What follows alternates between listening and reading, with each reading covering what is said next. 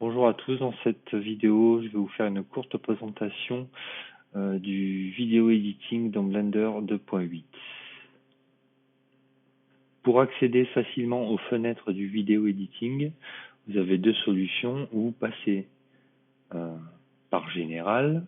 Dans le Général, vous aurez déjà accès à beaucoup de préconfiguration de fenêtres, selon ce que vous voulez faire, de l'animation, du rendu, du compositing. Et vous pourrez en rajouter autant que vous voulez. Donc là, vous allez vers Video Editing. Et on vous propose deux types de templates. Une fenêtre Video Editing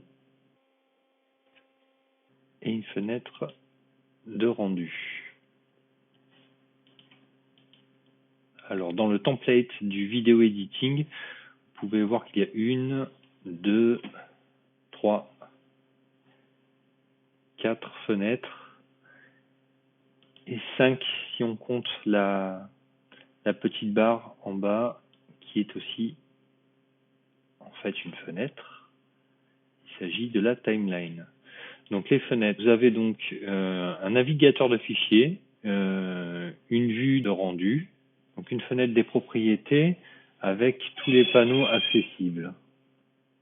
Donc dans la fenêtre des propriétés, vous avez accès à tous les types de propriétés que l'on peut régler dans Blender, que ça va du rendu, la sortie, les modifieurs, les contraintes, les forces physiques, etc., etc.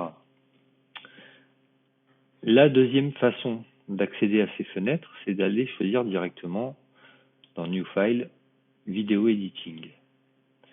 Là, vous accédez directement aux deux fenêtres qu'on avait ouvertes tout à l'heure, avec une différence.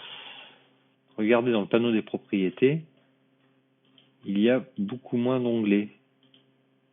Voilà, on est à 1, 2, 3, 4, 5, 6, 7, 16 pour peut-être le double tout à l'heure. Donc c'est épuré, vous n'avez plus que les propriétés qui concernent les réglages pour le vidéo editing. On va passer maintenant à la fenêtre du navigateur de fichiers qui est en haut à gauche. Si vous comptez utiliser l'édition vidéo dans Blender assez souvent, si ce n'est pas déjà fait, je vous conseille de vous créer un dossier de ressources dédié au VSE. Une fois que vous l'avez créé dans votre ordinateur, ce dossier, vous allez le chercher dans le navigateur de fichiers.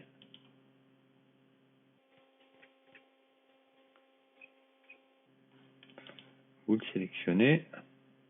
Maintenant, vous cliquez sur File en haut à gauche, dans Défauts, et vous sauvegardez le fichier de départ. Alors si vous regardez, juste au-dessus, il y a marqué Video Editing. Il s'agit bien du template de départ pour le Video Editing.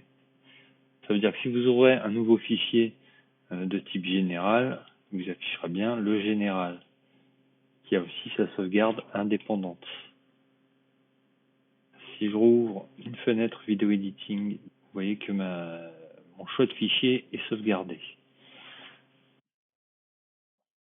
Un autre réglage qu'il est important de faire quand vous utilisez le VSE dans Blender, c'est la quantité de mémoire que vous allez allouer au calcul du rendu. Et vous pouvez accéder à ce réglage en allant dans le panneau des préférences, l'onglet Système et Séquenceur Cache Limits. La quantité de RAM que vous allez inscrire ici dépendra bien sûr de la capacité de votre ordinateur. Alors maintenant, on va voir ce qui se passe quand vous insérez une vidéo. Regardez d'abord au niveau du panneau Dimensions. Essentiellement ces propriétés-là, la résolution X et Y et la fréquence d'image par seconde. Maintenant, vous allez charger votre vidéo. Il vous suffit d'aller dans votre navigateur de fichiers et faire un glisser-déposer dans la fenêtre du dessous. Là, donc, qu'est-ce qui se passe? Ça crée une bande qu'on appelle un strip dans la fenêtre de montage vidéo. C'est donc ici que vous gérerez tous vos médias, que ce soit vidéo, photo, effets, masques et l'audio également. Donc dans cette vidéo, je n'ai que de l'image, il n'y a pas d'audio.